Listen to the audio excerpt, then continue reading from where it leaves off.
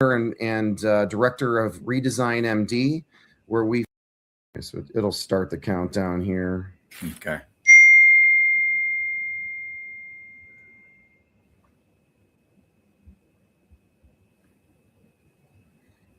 All right, we're going to start our podcast today. We're just starting and launching our podcast this year in 2026. I'm John Woodward, the owner and director of Redesign MD, where we focus on precision health and wellness medicine in general. We do a number of other things. However, I'm going to keep this spotlight today on our guest today. And our guest today we're going to be talking about successful weight loss and strength variables. And Rich, I'm going to leave a lot of this up to you, so you can take it from there. But I do want to say a few words here about Rich. And, as we begin 2026 in January, a lot of people have these New Year's resolutions and goals, as we know. And so, how we get people are interested in optimizing their health. Weight loss is a big piece of that, as it affects multiple health variables, metabolic health, cardiovascular disease, cancer disease. I'm sorry about this. I'm getting a lot of text here. But today we're going to take a more of a good practical look. And Rich, you'll be able to guide us through this. I have some questions for you if you're okay with that. Yeah. Style. Of course. Right. And here I am asking Rich what style he'd like, because he's an expert in speaking. He's spoken around the entire country on multiple topics of health and wellness, and for that matter, prevention, disease prevention. And so what we're real interested today is short and long-term success goals and variables that are going to help people with some practical tools and strategies, whether it's behavioral health, how do I stick to it? Maybe some nutritional component pieces to that. Sometimes people get in the weeds, and we just need to go back to some basics. But I'm looking to learn a lot from today's program as well, and of course strength and how muscle is so critically important in wellness and disease. But so Richard Wolff, I'm going to introduce you real quick, Rich. Registered dietitian, licensed dietitian, been in the health and fitness industry for over 30 years, and so Rich is a mentor of mine, everybody. I worked for Richard Wolff. He's taught me a lot in the wellness industry, which has made me really expand in where I practice. And I use the instruments and the tools and the knowledge that Rich has taught me long ago and all along the way. I call Rich up and I'm like, man, I have a talk. I need some help. I need some direction here. How do you say that again? How do you get at those key pieces to really have some impact and some teeth? To get people to have, to really get them to take that next step. Or when I'm coaching somebody, Rich, I'm stuck here. How do I coach this person for them to get to A to B?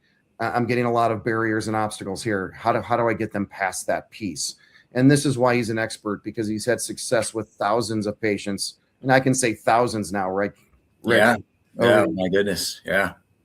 So, Rich, I'd love for you to, and again, I want to make sure we say the trademark of America's leading nutritionist, right, as we affectionately know Rich as ALN. Right. And so, can you give us a little background on your clinical training, your practice? What kind of led you to where you're at today? Yeah, sure. Well, John, sometimes when people ask me, how did you get into this? And I ask them if being born counts. I was super young. My brothers and I were just obsessed with lifting weights. And little did we know back then, you're 7 years old, you like to push dumbbells around. So I think this is something I can truthfully say is in my DNA. I can't escape it. So now that I recognize that, just go with that. But my formal education started at Northern Illinois University back in the 80s. I have a professional degree in nutritional science. I did an internship in medical nutrition therapy at Northwestern, downtown Chicago. And my clinical experience as a registered dietitian, nutritionist, and licensed nutritionist, I taught for 10 years part-time in the Graduate School of Health Studies at NIU as I was growing my business over the years. So I gained some good academic experience teaching there. I worked with the America's leading and largest medical weight management company, HMR, Health Management Resources, for almost 30 years. We were an HMR account. I was a consultant to them. I worked for them as an employee. they were the leaders in medical weight management for decades, and their primary training center, their corporate training center, is at University of Kentucky School of Medicine. So I got a ton of good clinical experience with them for decades. And from that grew sort of my skills around coaching and behavioral change. And so we'll use that today when we're training clients in our studio at MedFitness. And MedFitness was born in 2009 after working with my brothers for 20 years in the field of, fitness, strength training, weight management. I went out on my own in 2009, and we've been 17 years in St. Charles, Illinois, doing our thing. And our specialty now is really supervised small group strength training. But we do a little bit of, we do some speaking and consulting here and there, but it's our day-to-day business these days is really the supervised strength training side of the equation. So nice. Yeah, man, just to hear you talk about that robust background, and I can't believe it's been 17 years at MedFitness. Goes fast. I know, it's nuts. Yeah. Wow. And, and I can't say enough about you sharing HMR, health management resources, sure, the technology with, of course, their leader, who is a behavioral psychologist, and you as a consultant, you were a significant piece with them and for them. And now all of this knowledge wrapped in that head of yours and shared in the studio at MedFitness in St. Charles. Yeah. We're going to share that, how people, if people did want to get a hold of you, at the end, if I forget to do that, we're going to have more pieces on that, but I want to make sure people do know MedFitness. And I'll just, shrink the logo here so you all can see MedFitness just for a moment here, but MedFitness in St. Charles, just so everyone's aware, if they're looking for that great equipment. I mean, I can let Rich talk about that later, but just the best equipment on the planet in terms of safety and meaningfully loading the muscles is just fantastic there. And I don't even want to go any more about it. I won't give it justice, but, and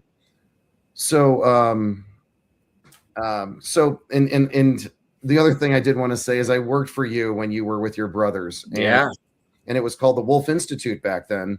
Yeah. And I thought, wow, I'm working in an institute of wellness. This is amazing. And Rich really gave me a chance and taught me how to speak better, taught me how to run group practice, group health management, weight loss practice.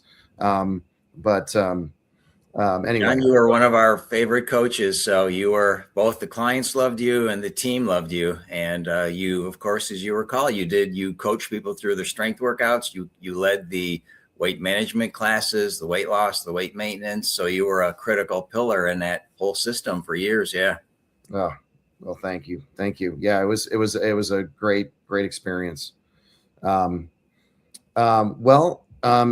As Q&A fashion goes, are you okay with I start with the first question? Sure. So, from your perspective, what are the most common pitfalls people encounter when addressing weight loss or weight management in the modern society we live in today? Yeah. And I think the key word there, John, is modern. It does keep evolving. 30, 40 years ago, how we spoke about it and thought about it was a little bit different. But today, all bets are off. Things are chaos in the world of ours here. So I think from a global standpoint, the first thing we have to recognize, when we talk about weight management, we're talking about lifestyle medicine. So these are all forever behaviors. We don't want to start doing something that I'm going to stop in 2.5 months. We need to drill down on the fundamentals and say, okay, John, you want to lose 40 pounds? All right, here are the fundamentals. We're going to start practicing these now, and we're going to coach you, and we're going to hold you accountable.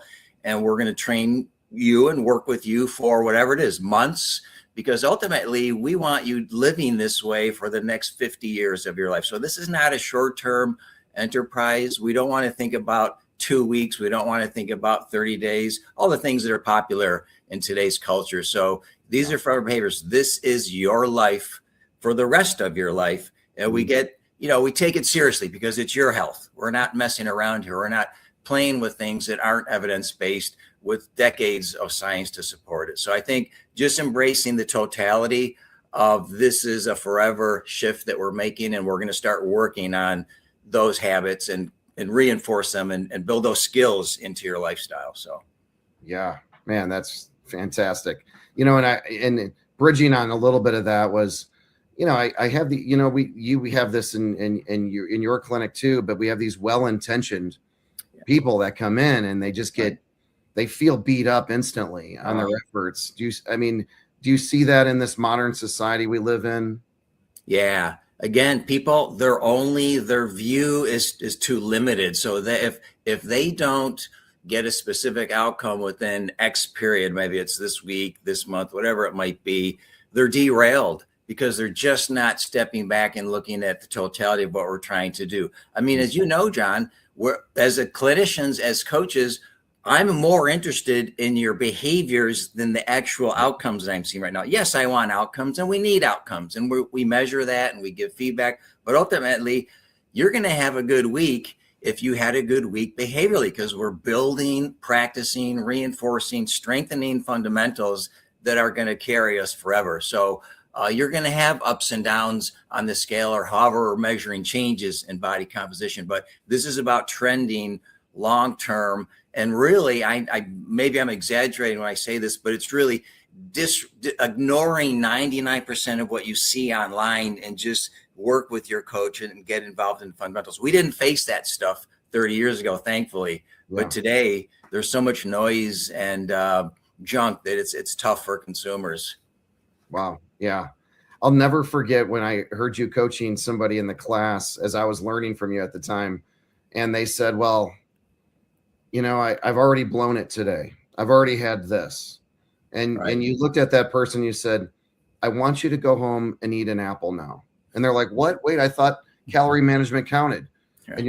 And that was exactly what you said was, no, we're interested in repeating the behavior that we want you to repeat long-term. Right. I thought that was fantastic. John, the best way, let's take that as a good anecdote. That's a great one because that happens all day, every day. Yeah. So when you are dealing with a client or a client is out there and they eat the forbidden food, whatever it is, and they're not feeling so good and so excited, people can get into what we would loosely describe as the failure syndrome, where they're beating themselves up. And the best way out of the failure syndrome is to practice a success cycle behavior, such as eating an apple. That behaviorally, physiologically pulls them into the success cycle. And then once you're there, it's 1,000 times more doable to stand up, dust yourself off and say, okay, next success cycle step and move forward instead of lulling in the mud for 20 days eating donuts. So yes. I love that. Fantastic. I could stick on this one question forever. Yeah. Don't pick your brain on it.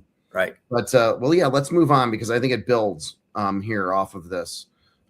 So my second question is that, it's all about kind of setting patients up for success. So yeah, how would you structure an approach to set someone or a client up for success to achieve the outcomes that you would want for them, as well as maybe they want for themselves, as you have seen over time dealing with thousands of patients and clients? Sure. I think the first thing is just to acknowledge that we're looking at a program. This is a program. We're not just throwing some tips and ideas and suggestions at you. Those are okay, but those don't really get at the fundamentals of behavior change. So this is a program. This is lifestyle medicine program. So the 5 pillars that we've used for decades is, number 1, have a weekly check-in. Now, we used to call that weekly attendance when we were seeing people face to face, but that's different in our modern world. It could be online like this. It could be just an audio based. It could be digital communication. There's layers to how you can connect with people today, but it's a weekly check-in with your coach. So every week, if I was coaching you, John, I would see you, I would collect your data from you, I would weigh you, I would get the metrics I'm looking for behaviorally and clinically on the scale. So you would see your coach once a week. This is a commitment. And so we bundle it as no less than 3 months of work on phase 1 and then 6 or more months in phase 2. So you're almost looking at a year of someone committing to this process of changing their lifestyle. But number 1 is a weekly commitment to attending, and that can look different ways today. 2 is still carved in stone, which is self-monitoring. People who self-monitor do much better with these health habits than people who don't. If I'm tracking them, just the function of tracking them gets me to do more of them and see them, and then have perspective, both for the coach and the client, to learn how to look at my own data and continue to set goals and not be derailed, et cetera. So self-monitoring is important. Right. Then the three fundamental behaviors that we've used, number one is, of course, physical activity, moving your body through space. There's nothing more magical than getting someone to be active and having it affect their psychology, their mood, how they feel, as well as expending some calories. But I'll be honest with you, people talk about how many calories you're burning. And yes, we track that.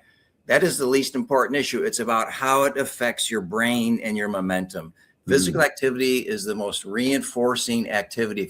John, if you go take a walk, not only do you feel good because you walked, but you feel physically and mentally better. That puts you in a position more likely to make good food decisions. You're more likely to sleep better. There's so much synergy with PA that is just amazing. So that one behavior drives other behaviors. So we start with physical activity. And as you know, from working with us, our standard has been the 2,000 physical activity calories expended per week, about 300 a day. And I won't get into the blood and guts of that now, but a formal goal for physical activity.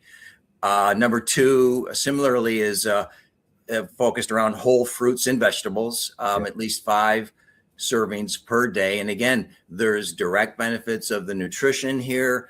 There's direct benefits of the low calorie density. So this displaces other foods. There's lots of layers to the benefits of eating these foods and disease prevention, but that's a big one. At least 35 servings, 5 full cup servings a day, which is about 10 times what the average person eats.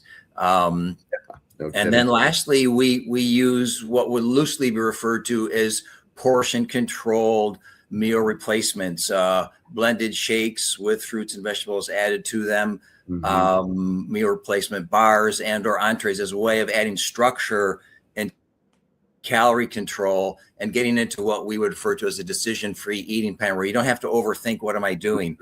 And these tools can be used at various levels, but there's a mountain's worth of evidence showing that people do better when they use them to help simplify eating better. And reducing calorie intake and decreasing calorie density. So those are the 5s. Show up, connect with your coach, self-monitor, keep your records. Your coach is going to want that. And then physical activity, whole fruits and vegetables, and then meal replacements used strategically as calorie cutting tools in combination with the veggies and fruits. So, man, that's awesome. I mean, if people stop listening now and just did those 5 things, and just with some clear, you even gave some clear calorie points on if you have this much exercise based on caloric consumption and 5 servings of fruits and vegetables and wrote down what you did with awareness and self-monitoring. And I love, so I used to sit in your class and write down the one-liners that I would pick. I'm like, I'm going to use that one again.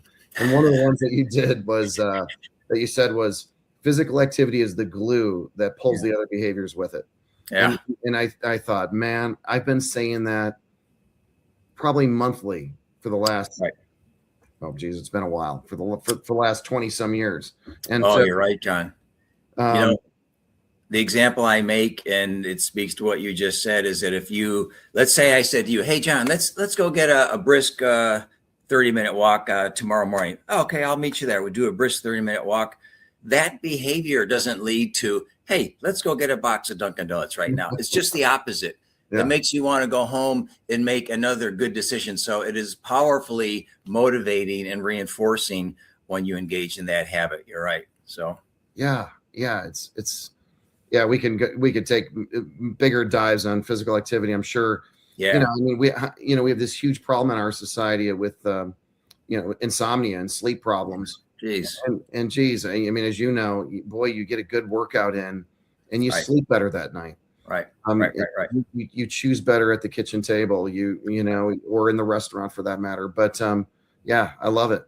I love those key pieces. John, I don't know if you're familiar with Michelle Seeger. She's a behavioral scientist at the University of Michigan. She wrote a book maybe, not quite 10 years ago, entitled In the Now. And her whole contention is that as behavioral scientists, as well as practitioners, we sort of focused on what she calls islands instead of in the now. She says, if you can get in touch with what motivates you now, it's powerful. And I remember telling a group recently at a presentation I gave, I said, guys, get in touch with your now. I can tell you one of my nows. I've got 3 of them. One of them is I just physically feel better when I'm active. There's just no way to debate it. I Mhm. sleep better. I fall asleep faster. I feel better when I get up. I feel good during the day. And I had gone through a short stint of not exercising because I had injured my knee. So the therapist said, "Hey, Richard, no exercise for 2 weeks." Okay. I couldn't figure out why I wasn't getting to sleep at night. I thought, what's wrong with me? Oh, that's right. I've done no exercise for a week. Yeah. So for me, I just feel better. And there's different ways to quantify it, but that's just the power of consistent physical activity over a sedentary lifestyle. It's just the kiss of death. So, Oh man, that's powerful. That's awesome. That's awesome. Hmm. Okay, let me go on to question 3 if that's okay. Yeah. And we can always revisit these, or if you want to expand on any of them, Rich, let me know. It's always weird for me to ask, kind of direct the podcast, but this next one is the absolute must-dos. And so, and again, I know there's going to be overlap with these questions, but in your experience, what are the absolute must-do components for successful weight loss and long-term weight management interventions? Even if it's 1 or 2 or whatever you would say that are non-negotiable across your groups you've worked with. And John, it's a must do when people say they hate doing it. So let's say you're just out there, you're a normal person, and maybe you don't have the time or and money to invest in getting a coach or doing whatever, although that doesn't cost a lot these days. But let's say you just say, I'm going to go do something on my own. First and foremost, you absolutely have to commit to monitoring your health habits. All bets are off. The gap between what people say they do and versus what they actually do, or what they think they do and what they actually do. So if you can't log the fundamentals, as we've done over time, you're weighing yourself once a week, you're writing it down in however you're logging things. You're reporting how many apples and broccoli servings did I have today, every day. At the end of the day, I'm looking at this, I'm seeing it, and I'm writing throughout the day. So we at HMR, we called it a lips pen. As soon as the food hits your mouth and you write it down with your pen. Today it's probably lips iPhone. So you log it into your iPhone. But it's the connection between I eat and I log it in. I eat and I log it in. I record. So I'd say this self-monitoring is critical. And people don't like doing it, but that's too bad. I mean, this is so critically linked to better decision making. It would be like you telling me, "Hey, Richard, I need to get better with my money." Well, okay. And let's go 12 months without recording anything, without looking at anything, without setting any objective. So I've got to look at those numbers to see where I'm at. Same thing with your food habits. So I would say self-monitoring, given the tools we have today, is available to everyone. And it's easier than it used to be, actually. So you got to have some data points that are daily, logged, and weekly, and track that over time as a way of beginning to see what's happening with those to-dos. So nice. Oh, and listening to you talk, I'm thinking of, I think, and one of the things you required me to do was, John, if you're going to lead people down that path, you need to practice these behaviors. Right. So the terrain they're under, how to shift left or right when they're throwing a curveball in the world that we live in today. And do you still track your behavior? I do every day. And John, I've got it right in my pocket here. Yeah. So I was waiting for this. This was not set up. This is today so far. I've had I had a meal replacement shake, and what that includes is a couple of scoops of the meal replacement powder. But then I do two fruit servings and a vegetable. I put cauliflower and I blend it up. Now I'm a little behind on my eating today, but that's what I've had. And you can see I've got things checked. I've got the old HMR summary form here. Yeah, I like that form. Yeah. I was using their digital format for a while, but then they changed it, so I'm back to paper. So I'm old school. Okay. But there's no way I can coach you if I don't do this. There's no way in the world I'll get it done.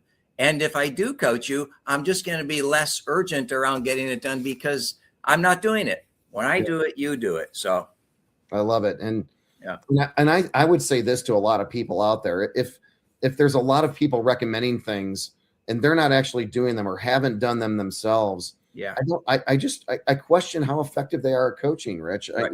Would you agree? I would agree completely. Yeah. If you're in that boat, you're not a coach. Yeah. I don't know what you are, but you're just not a coach. Yeah.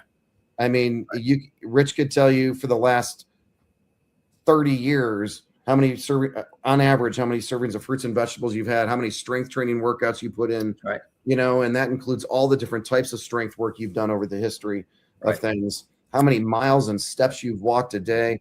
And you just said earlier, gosh, you love it. You enjoy it. It's my antidepressant pill. It's my fulfillment pill. It's euphoria in a way, so it is. Yeah. There's no doubt about it, John. I mean, when you think about role modeling, think about the NFL. How many head coaches in NFL didn't play football their whole life? Every one of those guys was eating, sleeping, and breathing football since they were 8 years old. Yeah. You don't see CPAs as linebacker coaches in NFL. There's a reason for that. They haven't lived it their whole life. So yeah, this whole modeling issue, it happens in our culture, but we just don't think of it as being a role model. So even more so important in today's world of unhealthy environments and so on. So we need to be effective coaches. So yeah, and it's easy to tell guys in the finance world or the business world of, hey, when you go in and you report your quarterly, your data to them, and you tell them we did good.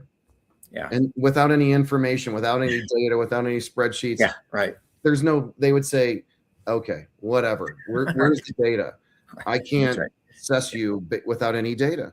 And I think health management coaching, wouldn't you say, is kind of similar? Yeah, without a doubt. Yeah, that's absolutely true, John. I mean, your success is not how you feel, it's about what you're doing. So yeah, so it's all about measuring that. So yeah. Awesome. Cool. The next one you can really go off on, but is the role of strength training. And I say a phrase in our clinic all the time of, because everyone's worried about their metabolism. Yeah. And I said, well, muscle is and you may have told me this, but muscle is the metabolic currency of metabolism. And I'll just, what do you think about lean mass metabolism, aging, weight management? I mean, wherever you want to take that. Yeah, John, you're going to kill me because of this. Metabolic effect of strength training is the least important benefit it provides. Okay. Is it significant? Yes, absolutely. Right. We know that you have this thing called sarcopenic obesity where people are 60 years old and they weigh the same that they did when they're in high school, but they've lost 40 pounds of muscle and gained 40 pounds of body fat. So now they're severely overweight. They've got little muscle mass.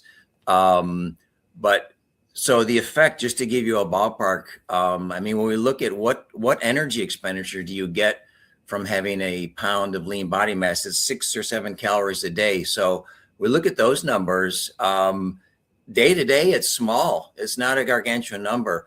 Gotcha. Over time, where this makes a difference is that those people are more physically active. They're more spontaneously physically active. They get more structured exercise in, so they're expending calories there. And even then, those numbers aren't massive, but it's the long-term cumulative effect of this increased metabolic rate long-term. So it's not an acute effect. It's not, I can see this week on the scale. You can't see it on the scale this week. You got to look at years and decades to see this happen. Gotcha. So yes, it is an issue, but it's overblown in terms of the effect it has short term. Great. The powerhouse here is us recognizing the role of skeletal muscle in health and function. And so if I'm getting weaker, obviously I can't move as much. So not only does my informal and baseline activity go down, but I can't get any structured activity because I'm so weak. Walking a mile is exhausting. Yeah. John, you and I walk a mile and I feel great. Yeah. And it's easy. Yeah. It is not hard to go take a walk. Right. It is easy. If you're weak, it's difficult to go take a walk. So you're less inclined to be active from a structured standpoint. Your spontaneous activity continues to decline just because you're weak and fatigued all the time. Yeah. And so that's where energy expenditure drops also through physical activity indirectly, not just basal metabolic rate. And then the last nugget, which is increasingly well understood, is just the multiple health benefits that skeletal muscle has. I mean, my God, so many things it does for my brain, my health, my blood vessels, my bones. It's just unbelievable. how powerful skeletal muscle is for our health. And again, even when you and I were working together, we knew skeletal muscle was important. We knew everyone used strength. We just didn't understand the potent effect it has on your entire physiology. There's nothing that skeletal muscle doesn't affect.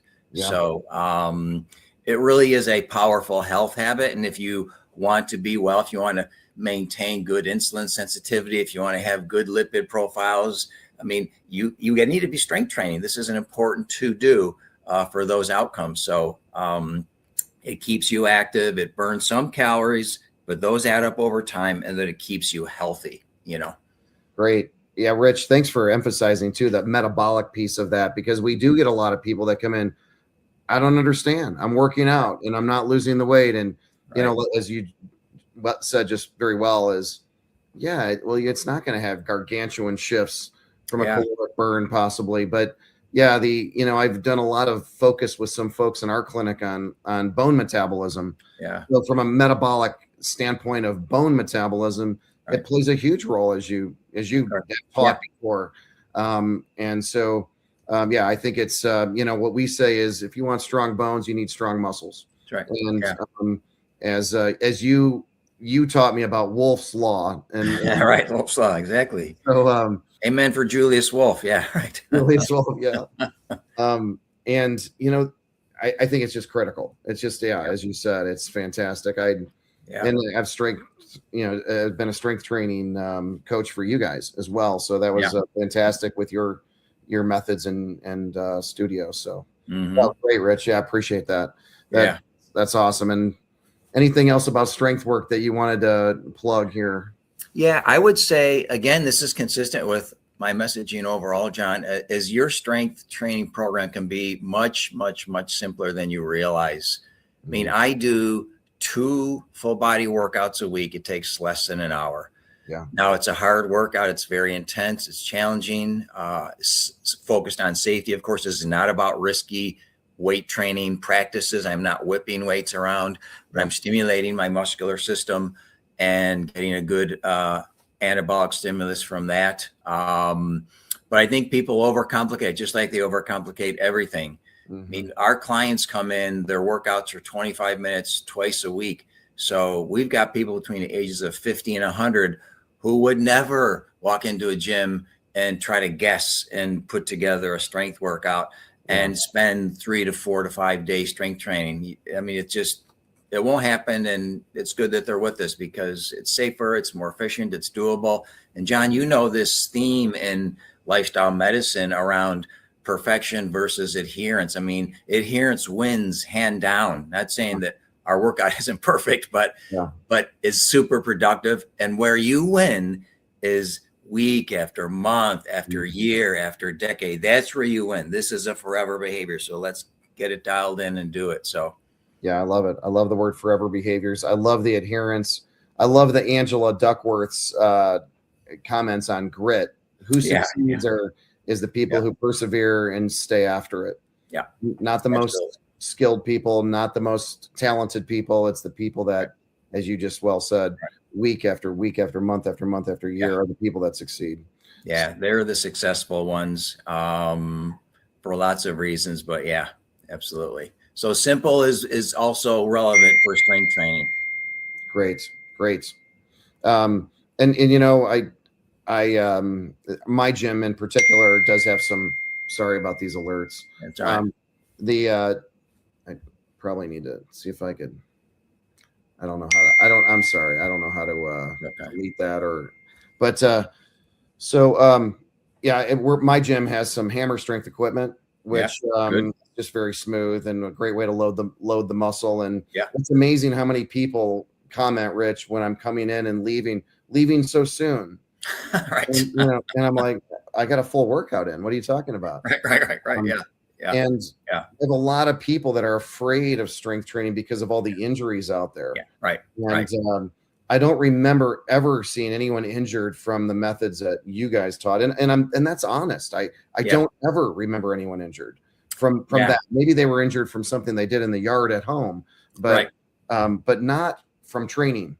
Not from the workout. So I mean, extreme. think about it. That would be like, John, if people were getting hurt in their workouts, if your protocol is hurting you, that's like going to the doctor and saying, "Hey, doctor, now can you help me? I've got this medical issue." And you say, "Well, okay, we're going to have some complications and issues and problems and injuries along the way."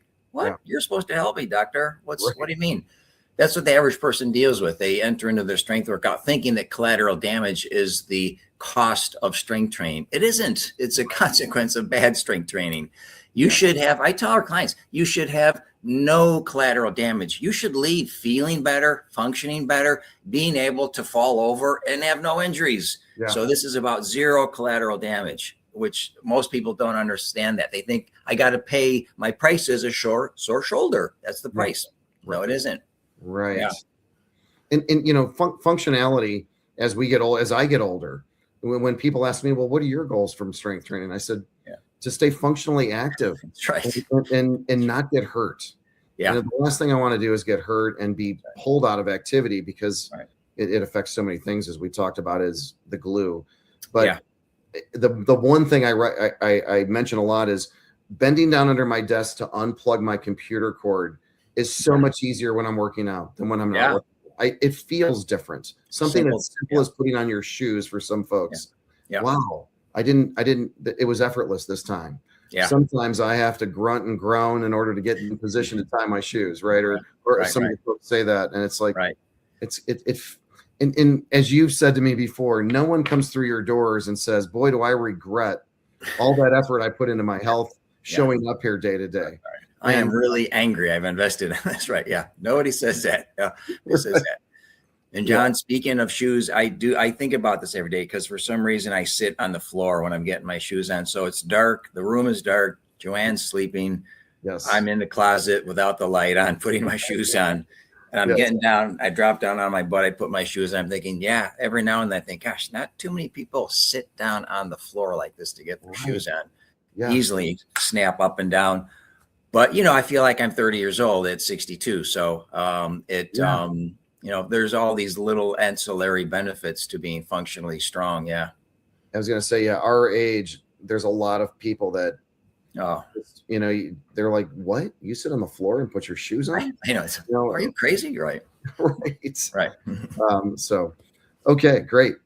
Let me ask another question here. Just a couple more questions, if you're okay with that. Yeah. We'll probably go over a little bit as we expected. But fasting as a tool. There's a lot of interest in fasting, intermittent, time restricted, longer fasts, short fasts.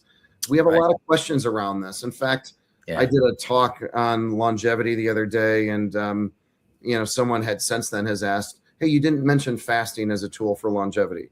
Any thoughts on that, or cautions, concerns, or I know that's kind of a strange one, because strange. Yeah. It's a couple of things just to be aware of around fasting. I mean, it's currently fasting today is accepted as a medical option. You've got these clinics where you can be medically supervised on varying degrees of fasting to treat serious obesity and serious health issues. So if someone's doing a water fast for an extended period of time, I think you would probably suggest they need some medical supervision if they're under those, if they're going to do that.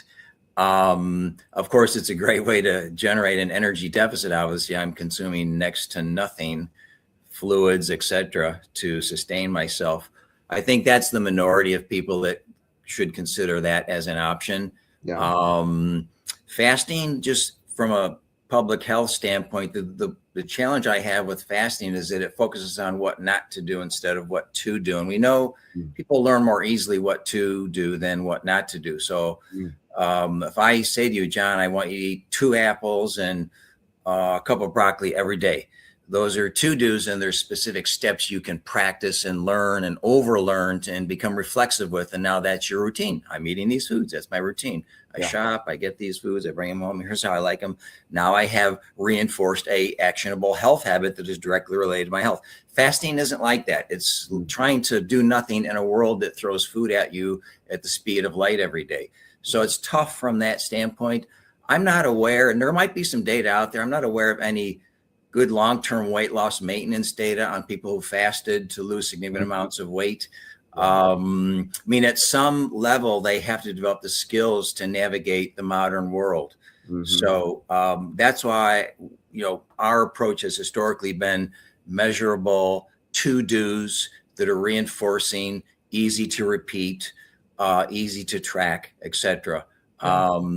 So from that perspective, I would take pause and if I was working with someone, I coach someone, we've never used fasting in our program. It's always been, here are your to-dos, track, monitor, come in, I'll coach you, we'll set goals, etc. So that's a sort of a paradigm difference between the two. I'm doing nothing, just get through the day, don't eat, versus I'm actively problem solving my to-dos, how to shop, where to go in a restaurant, how to order in a restaurant, what do you say? There's so many layers to the skills to manage the to-dos that you can practice and give assignments, etc. So that's sort of an area of pause for concern behaviorally. Yeah. And the last one, just lean mass maintenance, of course. We know that if you have older adults doing long periods of fasting, difficult to get adequate protein to maintain anabolism and maintain lean mass as well. So, I mean, I'm not taking any firm stance against fasting. I think there are some ways that you could approach it and coach appropriately for someone who's doing some fasting, but you'd have to be sensitive to that whole learning process where your success is going to be largely a function of what you do. So we got to get the to-dos nailed down, and we got to practice those, even if I'm using some fasting in the totality of my lifestyle. Yeah, no, I like that, Rich.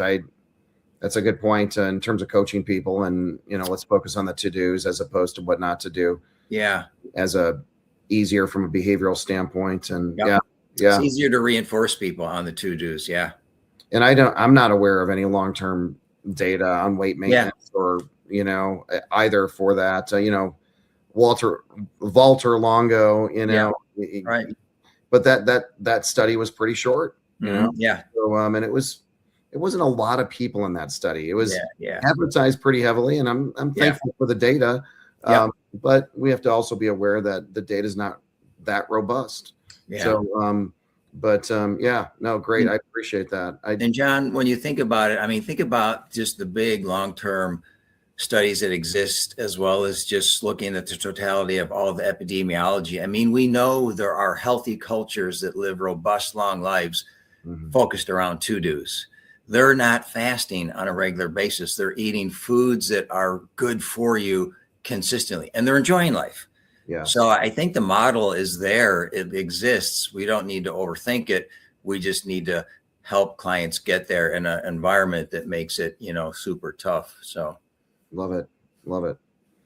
Okay. Got another, this one is top interventions across a lifespan. And I know when I was talking about the longevity little lecture the other day, I was like, wow, I'm repeating myself a lot here with diet, exercise, sleep, but across, your extensive experience working with people of all ages, for that matter, interventions that are consistently produce the best outcomes across a lifespan, because you do, as you said, you have people that are elderly. You've got some younger folks who have some health goals, but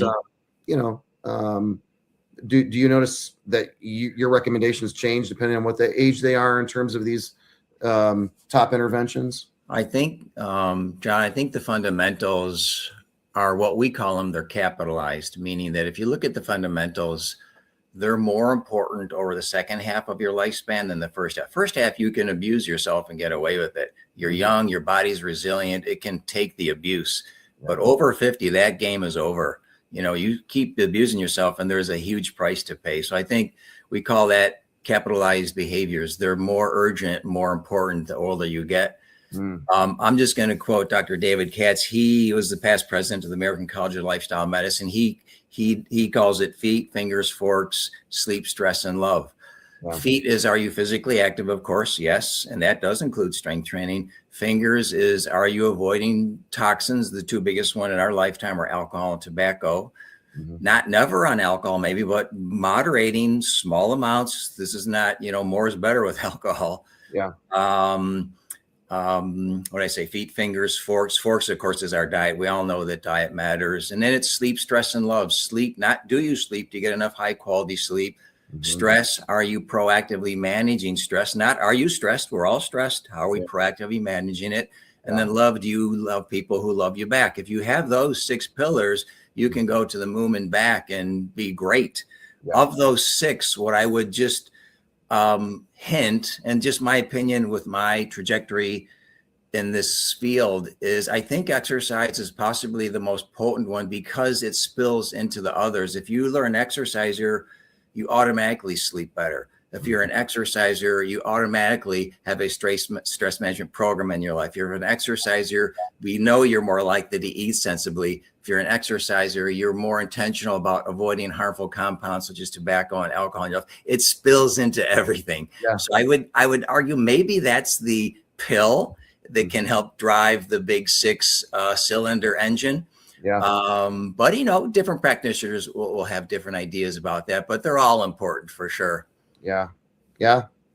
And I would say that's pretty consistent among all the longevity experts out there, is they all agree that's the biggest impact player, based on, their hard data, these bench researchers, but I mean, it's hard to go exercise and then do things that aren't good for you. It's hard to do that, Yeah.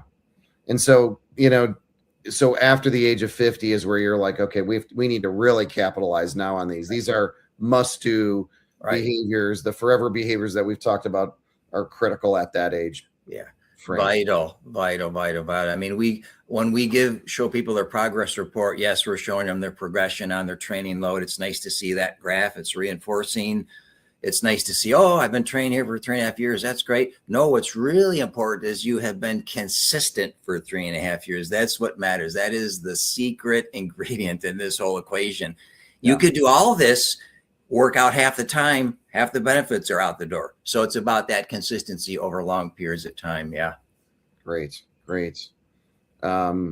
So final question here today is some key takeaways. If someone's listening today and wants 2026 to be their year, that they really put into place the must-dos and the forever behaviors to achieve the lasting results, get some weight loss for this year.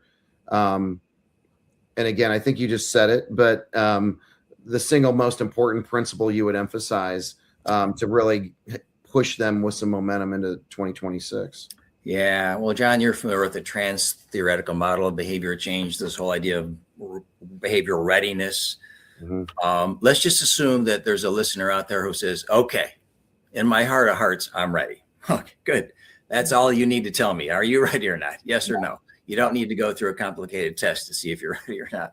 Right. So if someone says they're ready, then I would just choose one of those pillars. I mean, would it be perfect if we have them do everything? Sure. But choose one that you can make that really firm commitment to, because whatever you commit to, just understand this is for the rest of your life. This is not a 12-week program. This is not a 12-week commitment. Can you get going for the rest of your life? If you say yes, then some accountability around that habit, whether it's strength training with a trainer, whether it's walking with a neighbor, whatever it is, a dose of accountability goes a long way once you get into action. So however that looks for you, but choose one of those pillars that I mentioned. And exercise is good because it's so synergistic. Yeah.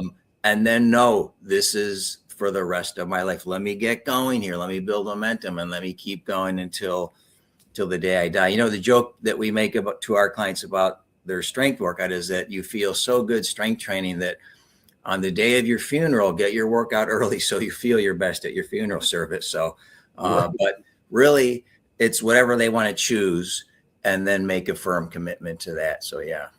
Great. So, well, hey, man, thank you, Richard Wolf with Med Fitness. As you heard the robust history Rich has, thanks for these insights and these, fundamental pieces on weight management, on strength, on focusing on the to-dos, focusing on the pillars. You gave us some concrete, in terms of specifics to-dos and we could have, and hopefully we can get into the weeds on that in some future podcasts. Right. To we can talk more about it. Yeah. drill down into how you coach people through strength workouts and how they can, where they can find that.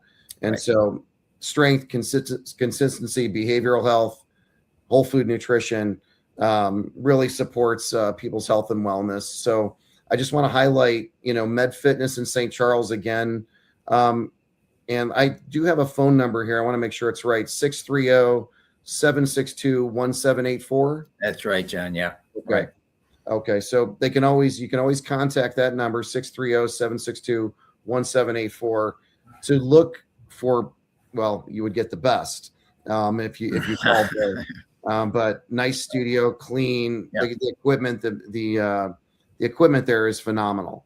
And so what type of equipment do you have there, Rich? Yeah, the primary brand that we use is MedX. And so they have been the leaders in resistance exercise equipment for probably 35, 40 years now. So yeah, biomechanically phenomenal, low friction, great strength curves, just really well designed for safe, productive strength training. You can work hard on it. Your joints feel great. You're not beaten up, but you can get a productive workout in safely and efficiently. So that's what we primarily use. We have a few other brands that are similar to the MedX, but that's the core brand. Yeah. And clients can do a free trial workout, John. Clients who are prospective clients can come in, go through a free trial workout, kick the tires, try us, no cost or obligation. It's a good way to test drive us if you're thinking maybe this is something for me. So great. Yeah. And this is a supervised, a lot of these are supervised. I want to say, I think they have options, but I guess, Rich, the one thing I wanted to highlight too is your newsletters. So, it really gives how much credibility and how much from how do you apply what you guys do there to whether you have hypertension or not and how that might impact that or other areas of health. But you've been doing these newsletters and in YouTube podcasts for years now. Yeah, absolutely. Well, we find that the more people know about the benefits, the more excited they are about it, the more buy-in there is, the more committed they are. So educating them is one of our coaching principles that we focus on, educating the client. And so there's a lot of things we do to educate them, but that's one of them right in our monthly articles and some of the videos that we do. Yeah. So nice. So here you have it. Richard Wolf, registered dietitian, licensed dietitian, America's leading nutritionist, owner and founder of Med Fitness. And so, Rich, thanks so much for hopping on here today. I hope we can have you back. Hopefully I can gather some time with you. Thanks for showing up on for us to do this. And again, you guys reach out if continue to follow us. We're getting some momentum with these podcasts so you can learn and be empowered by people like Richard Wolf, who not only model the behavior they expect you to do and know how to coach you around those behaviors, but also have great evidence to support those things with some of the added value things that you can find on Med Fitness, either Facebook page or website. I think they have a whole catalog of information there for you. Yeah. Our learning center is there, all the articles, medfitnessprogram.com. So yeah. Oh, medfitnessprogram.com. Great. Yeah. Perfect. Yeah. Rich, thanks again. And John, we'll have you back soon. Thank you for having me. It's my pleasure. Loved it. And let's dig deeper next time. So sounds great. Thanks, Rich. Thank you.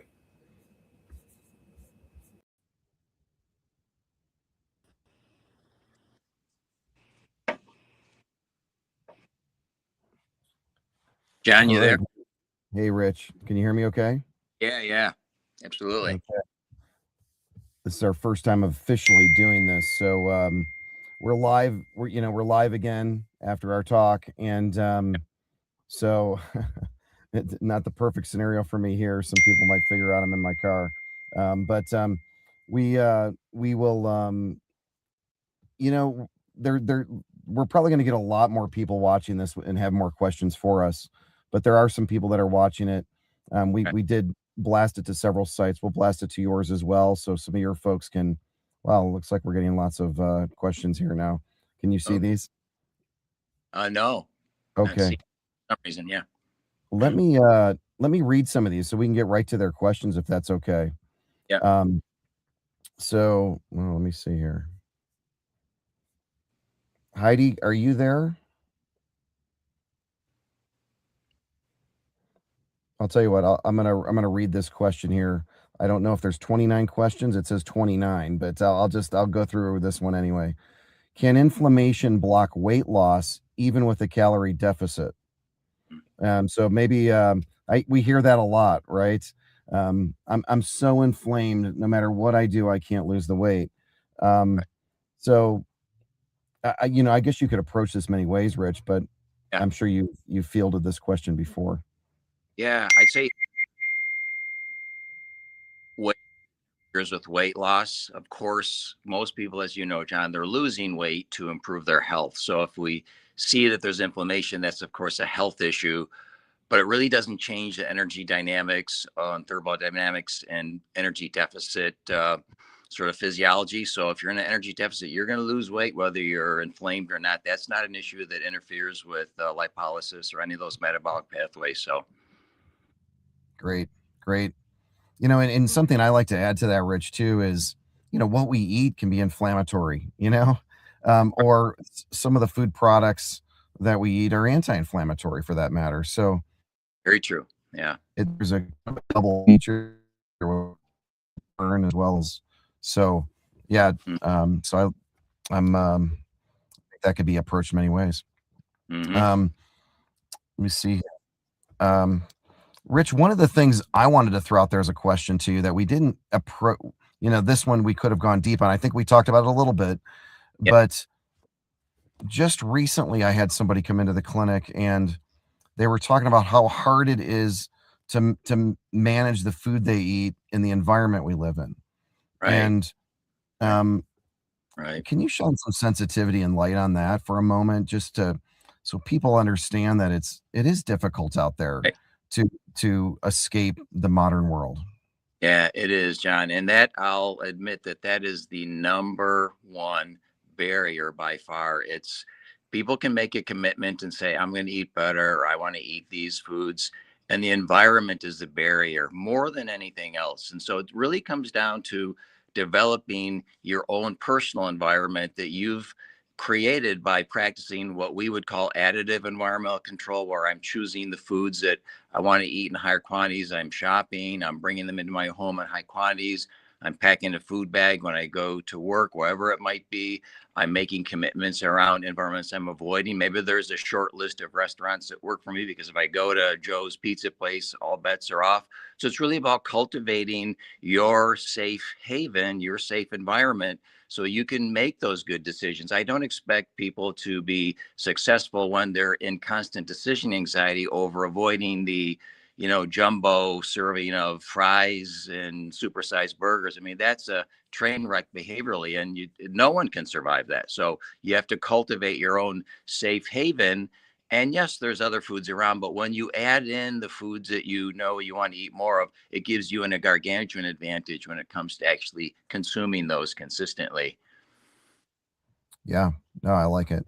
I remember one of the things you used to teach was, focus on the to dos, add things to the plate that you want to repeat with the repetitive behaviors, and you're more successful sometimes at crowding out the other foods that will not end up on your plate. Is that a philosophy you still talk Oh, about? yeah, absolutely. I mean, the to dos, it's easier to push a food out and displace it with other good for you foods than it is to just sweat bullets for 3 hours and try to not eat it, only to break down in tears and eat the whole thing. So, yeah, crowding out food is a definite behavioral win. And that's a skill that people can practice and repeat and become better at without a doubt. Gotcha. I have a couple more if you don't mind. Yeah. And these are some recent ones I've had from patients. So, a big one to them that I hear a lot and is, I just need to have a little piece of that chocolate now so I get that out of the way, my cravings, and then I'll get back to the broccoli and the fruit and vegetables and the plant-based nutrition. How do you approach that line of thinking with folks? Yeah, it's a slippery slope, as you know, John. What tends to happen, because foods are so delicious, foods like that, that consuming them is reinforcing. So the more you eat, the harder it is to stop. Yeah. So actually drawing that line in the sand. People can make the commitment to say, okay, beginning tomorrow or whenever it is, now I'm not consuming A, B, C, whatever the food might be. But again, it goes back to not having it in the environment. John, I just fell prey to this last night. So you know what my diet's like. And I like sweets. And so we happened to have some ice cream in the fridge, chocolate mint ice cream from the weekend. And of course, I sit down to watch the Olympics last night, and I was finishing the whole container of ice cream. And Joanne said, "Who ate all the ice cream?" And so I said, "What? I'm not sure who ate all of this." We went back and forth. Anyway, here I am eating ice cream Friday, Saturday and Sunday, or Sunday and Monday. And I never eat ice cream, but I do love it. I ate it because it's there, it's delicious, it's hard to say no to. By really creating that environment. So ultimately, down to some subtractive environmental control, getting some foods out that are high risk for you. You might say this is the last bite, but what you should say is this is the last time I'm buying this for 30 days or whatever it is, whatever the period is to help you eat less of it. Right. Yeah. And something you used to say too is it's hard to make that shift from chocolate to broccoli or from ice cream to, foods that are not super concentrated. And, so that was another, I think it's good for people to hear that when they think everything's in moderation. Therefore I should have this in my house. And I think it really sets them up for failure sometimes. Remember, John, people don't learn how to not eat foods. They just don't learn it. That's not a skill you can develop. You're susceptible to whatever the environment serves up. So there will not be a time in your life where you say, oh, 10 years from now, it's easy to not eat chocolate cake. I loved it my whole life. Now I don't eat it for 3 years. No, not how it works. Once it's there and you like it and it's reinforcing, you have to learn how to cultivate an environment. And so this isn't something where you can build willpower and discipline. I guarantee the food will win every time. So if somebody wanted to find you, Rich, at Med Fitness, and if they came in, and we know that you guys have great equipment, you're right there in St. Charles, and if someone came in and said, hey, can I get some tips and around some of these other health eating plans, is that something you guys are able to give some guidance with as well there? Yeah, John, great question, John. So we did that for decades here in St. Charles, and then we shifted our business model after COVID so that we're offering right now is supervised strength training, which is of course our core business. So we do make referrals if people are looking for a coach, a small circle of people who I think would be able to help them, but we're not doing it ourselves. So yeah, it's just nice to know that even during their workout, if they had these simple questions, and you could dispel them immediately for them and really help lead them in that direction. Yeah, we give people just general dietary advice and make sure their protein is adequate and they're covering the fundamentals, and we're happy to do that. And that may well be all they need, is to get some simple to-dos and get some clarity around those action steps instead of all of the noise that they encounter in today's busy world. Yeah. And let me get one more in here.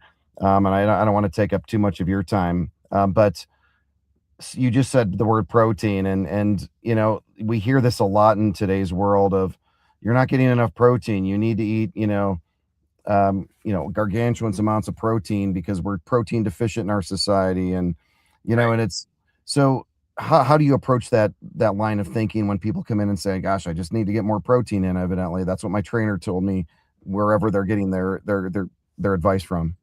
Yeah, so we try to take an evidence-based approach to that, John. If we look at the consensus based on all evidence that exists today, we're aligned with what the Academy of Nutrition and Dietetics would recommend, the American College of Sports Medicine, and the International Society for Sports Nutrition. They're all recommending 0.6 grams per kilogram of ideal body weight. So translated, it's 0.7 grams of protein per pound of ideal body weight. So if I'm talking to a client who says, yeah, I really want to weigh 30 pounds less, okay, take that weight. That's what we should base this on. I'm not trying to base it on 30 pounds of extra adipose tissue. So take your estimated ideal body weight. If I take my weight at 185, it's about 130 grams a day. So I can divide that up into 3 or 4 meals and or snacks a day.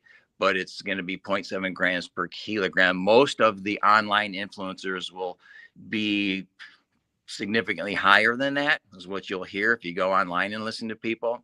Right. But where the strong, consistent evidence over years shows that this is that cut point for most people. Going above 0.7 per pound really doesn't make any sense unless you're a professional bodybuilder and you're on a severe diet. So, yeah, gotcha. Perfect. Well, terrific. I'm glad we got on here and answered some pointed questions. I wouldn't be surprised if we get blown up with a million other questions, since we're throwing this to multiple sites, Rich.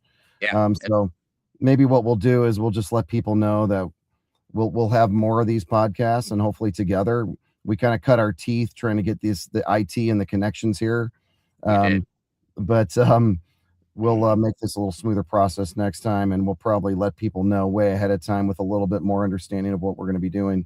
But maybe we can address some questions in the future podcasts then that people will have when they watch this later on in the recorded version. So I love it. That sounds great, to just take some off the cuff questions, right? Yep. Perfect. Well, great. And I want to thank Heidi. Heidi's on here. She helped put the studio together here for us, so we can do this live and jump on here and answer questions for folks. So, Rich, lots of rich information in this video and with some of the Q&A here at the end. So really appreciate it. We're going to, Heidi, and I know you can hear me, we're going to post some Med Fitness, because I know people are going to want to go and get some great workouts. And I know while they're doing that, pick Rich's brain and the other trainers there on some key information, particularly around good strength and fitness and wellness. So anything you wanted to add, Rich? No, John, I think probably the concluding remark is always that in today's world of busyness and confusing information, simpler is always better. The fundamentals are not complicated. Where people need help is around clarity and ongoing commitment and support to do the fundamentals. We don't need to reinvent the wheel here. So it's fundamentals over practiced over years is really what's going to get us to that life that we're looking for. Love it. I love it. Thank you so much. Well, Rich, thanks again. Thanks for doing this again with us. And I had a ton of fun doing it with you. I'd like to do it again. So do it again. I love it. Yeah. Thank you, John. Appreciate it. Some juicy topics to dig into. That's right. All right. Well, thanks everybody. Thanks for attending. And Rich, we'll talk soon. Okay. Thanks, John. Hey, thank you. Thanks, Heidi.